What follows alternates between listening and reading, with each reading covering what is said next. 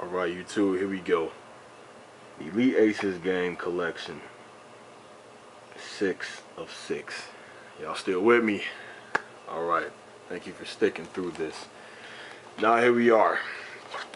The last of the last, bottom of the barrel. And I ain't saying this with quality or anything, just, you know. We are down to, that's right, my PS2 library. Now you're about to see some things, some games you probably never even heard of, like this. Castle Shikigami. This, I've never heard of it. My cousin, he had bought me, he bought me this game. Look at this. XS Games, whatever you want to call it. What this is, basically, it's an overhead shooter, but you're not in a spaceship. This, like, you actually play as these characters right here. These actual characters. Let me see if they have no little bios or anything. Pretty much, instead of spaceships with lasers, they were shooting energy, you know, chi, ki, whatever you want to call it.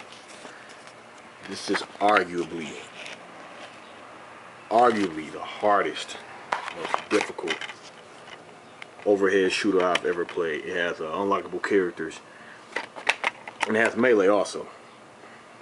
You know, it's not a bad game. As you can see, it says part 2. I have never even heard of part 1. Okay, on to Mega Man X8. Had Mega Man X7. Keyboard had. I honestly cannot remember what happened to it. But this is a, you know, a good Mega Man. It was different, but the gameplay, it went back to like the original core of how Mega Man is supposed to be. You can call in, you know, X or Axel. You can switch in anytime. That's what I like about it. You can go through, as you're going through with 0, you can switch in instantly with X. Or vice versa, or Axel. If you're going through as Axel, you can switch in as X. But that's what made the game harder. Always remember this, Elites. The more you can do in the game, the more challenging it will be. As you can see, multiple endings, you know, all that kind of things. Mega Man X8 was very good. If you're a Mega Man fan, you already know. Now, here we go. Let's get real rare with it. You guessed it. Zone of the Enders, Part 1. With the Metal Gear Solid 2 Sons of Liberty trial included. The first time Zone of the Enders was revealed, you know, I'm a mecha fan. So, I'm not just a mecha fan of any mecha. There are some mecha games and animes I have left on the shelves. But when I first seen this in Funko Land, I think it was Funko Land at the time. I don't know if it was GameStop. This blew me away, man. The mechanics, as you can see, still have the instruction manual. The gameplay mechanics, to me, it blew me away. Never seen anything like it in mecha. Never. Good game. And I know they're coming out with the HD collection, but you know, it's good to have the original. And then I have Zone of the Enders, the second runner. Complete overhaul over part 1. Had a more of a cel shaded anime feel with the graphics. Everyone is older. Leo Steinbuck, the main character from part 1, that's him. He's older. Dingo Ingrid, he is the new main character. He finds JOT, which is the orbital frame, and I forget his name, but he takes control of Anubis, I believe, which is right there. And of course the book isn't in here. And he says something during the intro. You know, JOT and Anubis, they are both equally matched. You know, they just lack a program to bring out the true potential of the machines. And that depends on the skill of the pilot, but Zone of the Enders is a very good series. Please get into that series. If you haven't, wait for the HD collection and get it. You're gonna love it. Here we go with this cheating ass piece of Capcom Classics collections. You know, Capcom and me are like cat and dogs. Ryu and Akuma, Goku and Vegeta, because Capcom makes the most frustrating games. They will bring out the ultimate challenge. out of you. I mean, the games they make are good as far as quality, but they're very challenging, and we all know what Capcom has been doing. You know, which they have been doing. That whole milking one title kind of thing. I hate that. But I'm gonna tell you right now, this game right here, Ghosts and Goblins, the most difficult game I've ever beaten in my life. Yes. Yes. Now, on Facebook, there was, IGN did a poll that said, well, it's the most difficult game you've ever beaten. So many people reply. I'm going through those comments and replies thinking like, damn. Real, like, this game was the most hardest game you ever played. I'm like, whether their skills are garbage or I don't know. However, I have to be open-minded and think like, okay, maybe people don't play as many games as I have, which means they lack the experience. Or maybe, you know, they have time constraints, whatever. Maybe they're just not naturally good at it. I'm, you know, naturally good at these games. So I have to be open-minded and not be mean about it, but still. Nonetheless, that game was the hardest I ever beaten. Ghouls and Ghosts. Alright, Nightshade. Nightshade is a, like, side story connection sequel of Shinobi. The Shinobi that came out on PS2. Or as it's called in Japan, Kunochi or Kunochi, which stands for a female ninja or female assassin, whichever one. Now this cutscene was cool. Her against her, that was a good cutscene. You know, damn females or hollows getting jealous of each other. This is a very good Shinobi title due to the fact that, of course, you had to get used to playing with a different character, but she played almost the same. However, you didn't have to worry about a sword constantly sucking up your, you know, your health. But you can unlock Hatsuma, I think that's his name, from the original Shinobi on PS3. And you can unlock Joe from the original Shinobis. And they had other modes and everything. It was pretty fun. It was a good game. I had to pick that up. Final Fantasy X. Now I went over it, I talked about this in one of my video requests, talking about if I'm into Final Fantasy or do I like Final Fantasy. This was my very first Final Fantasy. Everyone's favorite Final Fantasy was 7. I did a lot of research as to asking people why do people say that's the best Final Fantasy or why that's their favorite. And a lot of the results I came across was that it was their first Final Fantasy. It was pretty much for sentimental reasons. Because you think about it, how often do you run into people that say, oh man, yeah, I remember Final Fantasy 4, yeah, I remember Final Fantasy Part 2, yeah, I remember Part 6, and, you know, you don't really run into that. So it was a lot for sentimental reasons. Now, however, I will say the story of 7 is very good. The character lineup of 7 is very good, and that's very critical to RPGs. You gotta have those good characters, man. You really do. I mean, he was cool, but this was the very first Final Fantasy. Oh man, excuse me. My bad, Elise. Oh man, I'm getting fatigued. I raised my spiritual pressure. This is the first Final Fantasy with the voices, you know, voiceovers. And I do like the fact when you summon a summon, or Aeon as they call it, you get to control them. They just didn't come out and do a move and go back. But Titus, or Titus, he's self-taught. You know, he came a long way from where he started. And then you have Part 2, the first Final Fantasy with a true sequel, Final Fantasy X2. Like I said in my previous video request, I did not really want this or care too much about it. But when this came out, I was bagging groceries. And then, let's see. This came out, let's see, that says 103. Alright, I was bagging groceries here when this came out. Then I was working at Sam Goody when this came out. Keep in mind, Sam Goody is no longer around. I'm feeling old just thinking about it.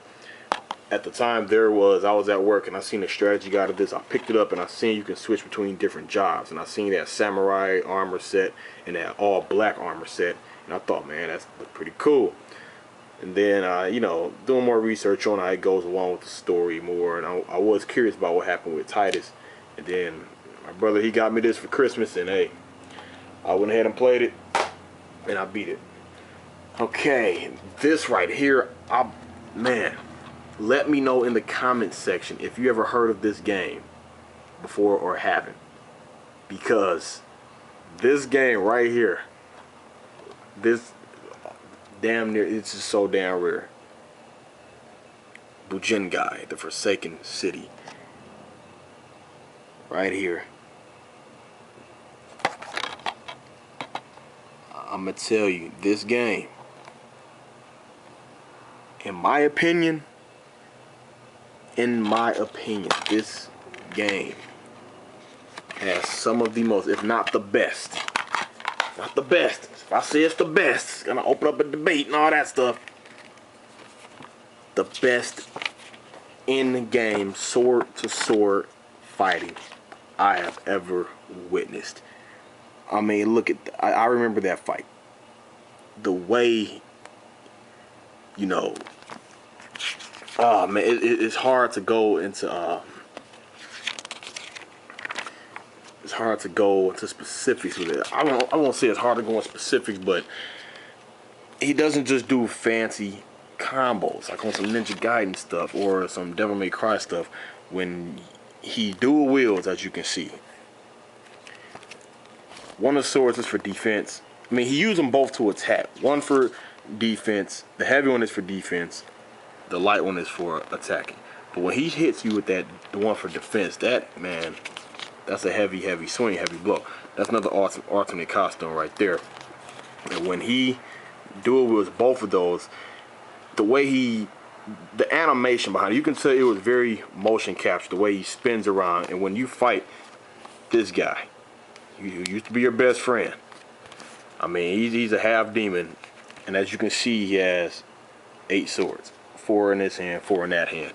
And fighting against him, when you both clash, the way the camera moves, the way you have to move the analog and still press the buttons, and both of you clash and spin up at the same time, some crouching tiger, hidden dragon kind of stuff. And if you fall over the edge, he'll reach over and grab you, because he does not want you to die on some cheap stuff. He wants to kill you.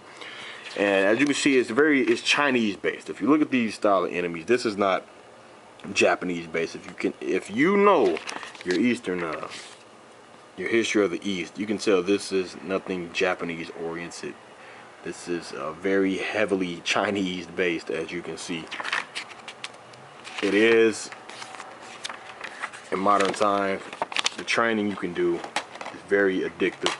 The reason why I'm gonna keep this game forever, of course, got this for my birthday by my bro, and the experience of it. See, fast-paced action inspired by aerial stunts of Hong Kong cinema allow you to fight on the ground and walls and in the air. And and you will see that kind of stuff. You will see chain attacks, you know, spells, acrobatic on walls, 93 100 combos that you fight your way towards demons. Yeah, can you imagine just fighting in the ground, on the ground?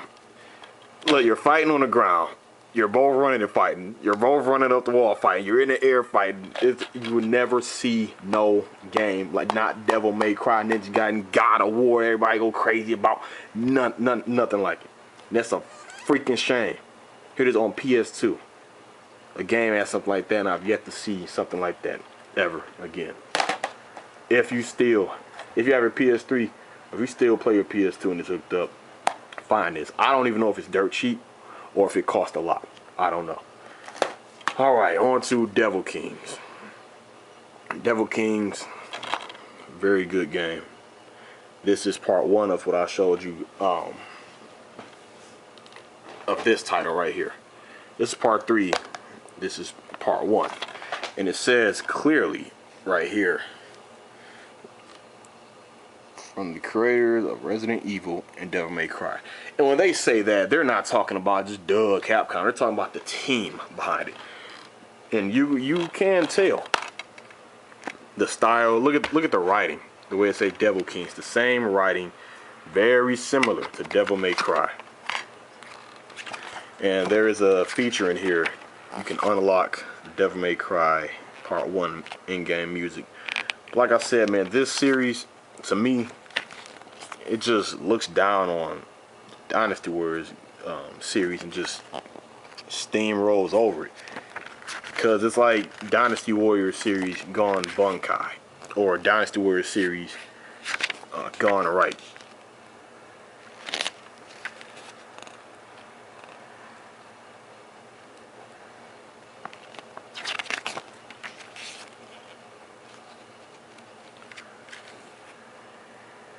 Usable items, different weapons, and the unlockable characters. I really did like. I did like. So if you're a fan of these kind of games, pick that up. Now here we go with this. Some of you remember this game right here. Some of you don't. Let me know in the comment section below if you remember this game. I love this game. Chaos Legion, another good title by Capcom. Right here, if you love Devil May Cry, you'll love Chaos Legion. This game was, to me, flawless. I mean, you play as Zeke. You're part of this special night order. You know, it has like a dark gothic feel to it. That's what I like about it. You play as Zeke. You're part of this order. There's Victor Delacroix, which pisses me off on all these crossovers Capcom do. They should have had one of these two in here. These two are ruthless as far as the skills go. Let's see if we have any. Got a lot of in-game or character bios in the book. But her, she dual wields guns in a way Dante has still yet to do. I mean, you hit the circle button, she spreads her arms out, spins around with the guns, put them both together, shoot back. When she falls on her back, she can look up and shoot. I'm just not seeing that again in Resident Evil 6. And when you're on the ground on Chaos Legion, you can either move back and forth. And if you hold the shoot button, she turns around. Gun up here, gun up there, she and it adds a special crosshair. You know, little stuff like that you do not see on Devil May Cry or Tomb Raider. But you get these legions. These legions, there, you know, you get greed, anger, all those kind of things, lust. They're named after the the levels of hell. This is a very good action game. Very, very good. He gets possessed, not the main character, not Zeke, but Victor Delacroix. He gets possessed, kills his love. He thinks you did it. He goes rogue, so it's like both of your skills are almost equally matched. But when he gets possessed, man, he reaches a new level of power, and it has this dark, evil, gothic look, man. You get to upgrade your legions. The attacks the legions can do once you upgrade them, man, it's a very good game. If you missed out on this, then hey, sorry for you if you're into these kind of games. But it was a very good game. Alright, these we know all about. As you can see, I still have the originals. Devil May Cry Part 1. Disc and manual in hand. Devil May Cry 2. Both discs and manual. Now, what is this that fell? And Devil May Cry 3, Dante's Awakening. Good series. I have the collection. You've seen the unboxing of that, so there's no reason to go off into that. And this is a series I also have, which I love. The Onimusha series. As you can see, I own a lot of Capcom action-based games. Onimusha 1, Samanosuke Ikechi. I swear, man, for a while I thought this was like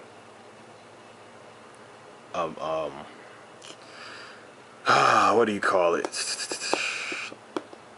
Like a feudal Japan or Resident Evil. I mean, you get the herbs and going around picking up items, solving puzzles. There's nothing wrong with that, though. Onimusha 2. You play as Jubei. Very good, because this had multiple characters you get to play as. Love the Onimusha series. Love it. Then it came back to part 3. I'm telling you, part 3 really tested my skill. That's when I just tapped into a new level of gaming skill. I've unlocked and did every single thing on this game, as well as all of them, those Onimushas. But hear me out. There was some mode, if I'm not mistaken, there was some mode where you had to only kill the enemy with a critical hit, and it was on the highest difficulty, or I think it was on one of those modes where one hit you die. It was like almost like a Samanosuke must die kind of mode, and I beat it like that. Can you imagine? Like if you're just normally attacking the enemies, including the bosses, it does nothing. You have to do this sidestep counter thing. So that was the only way. Pretty much you have to play the whole game like Assassin's Creed, how you have to counter, but it was a risk at hand. I mean, I'm telling you, it may sound like it's nothing, but if you have this game or you ever tried to go through it on that mode, then yeah, you know what I'm talking about. They did a good job with this as far as, you know, the whole go back in time thing. Like, you will have to do this in his time, go in this part of the time. You know, it all connects. You know what I'm saying. And here we go with part 4, Onimusha Dawn of Dreams, and this time it's Soki. Oh man, I've yet to beat this. It's a lack of items that I have right now, and right now I'm on a boss. This one is just, look at this, 15 years set after part 3. 15 years, I mean, it's a whole new generation. But it's a good series nonetheless. You know, Onimusha 1, 2, 3, 4. I recommend them. And we've already seen these, my Gundam titles. No need to go through those. We've already seen those.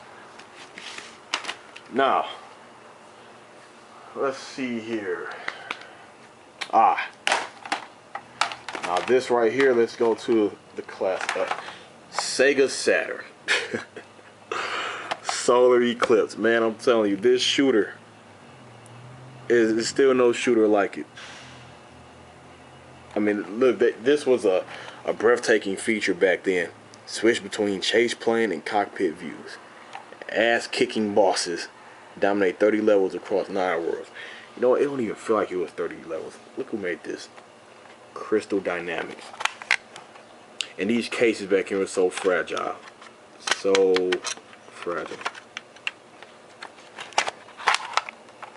So many memories with this title. And here's another one that is just Daytona, USA. Part 2 is so much better. So much better. All of you remember Daytona, USA. I mean, hey, come on. Oh man, this will always have a special place in my heart. Primal Rage. This, I remember it was trying to go up against Mortal Kombat for the longest. I love the Primal Rage series, man. I know other names by heart. Vertigo, Blizzard, Diablo, Armadon, Chaos, Saren, and Talon. Talon and Armadon and Vertigo, they were my favorites. You know, my brother used to whoop me in this all the time, but one day I did get him. I did get him. And I'm going to tell you this. You know, it's like an anime kind of thing. As I got older, I got better. I warned him. I said, you're going to be whooping me like this all my life. And now I surpass him in so many ways, especially in gaming. I remember Chaos. He had the move Golden Shower, where his pee was acid, and he'd pee on you, and the only thing that'd be left is bones. I remember the mother seeing this, and she actually got offended. She wrote a letter, I believe to Game Pro or Time Warner Interactive or something, and you couldn't do the move on Super Nintendo. I remember if you do it, it'll have that red cross-out symbol that's on the that symbol that's over the Ghost and the Ghostbusters logo. That will just pop up. You couldn't do it, and he would just, if you were on what level? Yeah, if you were on this level, you know, they replaced it with Chaos jumping in the water in the background. Some stupid stuff like that. And you also couldn't do him. He'd do a nasty move. His Ryu formation, I swear, I think it's called Power Puke. He'll hit you with some vomit. His Power Puke, he'll do it real slow. It'll be going across the screen. He'll walk off to the left, come off to the right, and suck up his own vomit. Yeah, I know. That's Vertigo doing the hypnotized thing on talent. Primal Rage, man, this is my game right here, man. I'm telling you. I always have it. And here we are. I know you remember this. What is in here also? Wipeout. I remember the Wipeout series. I used to want this game so bad when I first seen it on PlayStation 1. You can see now on Sega Saturn, and of course, I know to a lot of people this looked better on PS1, but hey, there it is, Wipeout, and of course, Virtual Fighter 2, classic. I love this Panzer Dragoon right here. I love it. I never had Panzer Dragoon RPG, always wanted it. All right, and this Guardian Heroes. I know this cover looks horrendous. See, in America, we always get screwed over with the covers, always. But this game, I paid $60 off of this. Well, actually, with my brother, I paid $60 off of this off of eBay. He asked me, what did I want? I let him know, like, man, Guardian Heroes off of eBay. It's at this price now, but it's in the bid. It can go up. It was only at $20. Also, it went up to $60. That's for a brand new game. You know what? And you know what? I'm gonna tell you this right now. A lot of these games are more enjoyable than these new games. Now, this game to me, yeah, it is worth $60 than a lot of these new games. I mean, choose over 50 different paths to reach multiple endings. 6-player co-op and versus players. 6-player versus. 45 characters. This game had the anime intro. The first time I seen this anime intro, at the age I was, I never seen anything like. I kept saying, you know, Sony is done, Sony is done. Like, forget Sony, man. And yeah, even though we all know what happened to Sega, but look what's happening to Sony, man. I just knew it. I never had an allegiance with Sony, never. Oh, and for all you and if you must know, yes, I show PS2 games, but I've never bought a PlayStation system. Never. Never. They just don't get it. They don't know how to cater to the fans. They don't understand anything. I swear, man, they disappoint too many times. They really do. I'm not saying the PS2 was bad because they had the best lineup of games in that generation. I'm not saying the PS3 is a bad system, like, period. But their game lineup, man, their first party support is no. Anyway, this was my guy, Samuel Hahn. He was my character. Randy with the staff, that little Pikachu critter on his shoulder. And you had Genjiro Ibushi. He was a cool character. Man, Nicole, I never played as her. You got the Undead Warrior. She was unlockable. Serena. But actually, this game is on Xbox Live Arcade. So if you're curious about it, and you have Xbox Live, go download the demo. I loved it. I love Guardian Heroes, man. Good music. Good games. I mean, a good game. Very rare. Alright. Let's see here. Now this is the bottom of the bottom. Everything is all mixed up in here. Let's see, what do we have here? On to Dreamcast. Sonic Adventure 2 Battle. Okay, look at this. We're going into 30 minutes. I'm going to speed this up. Alright, we have Sonic Adventure 2, Phantasy Star Online,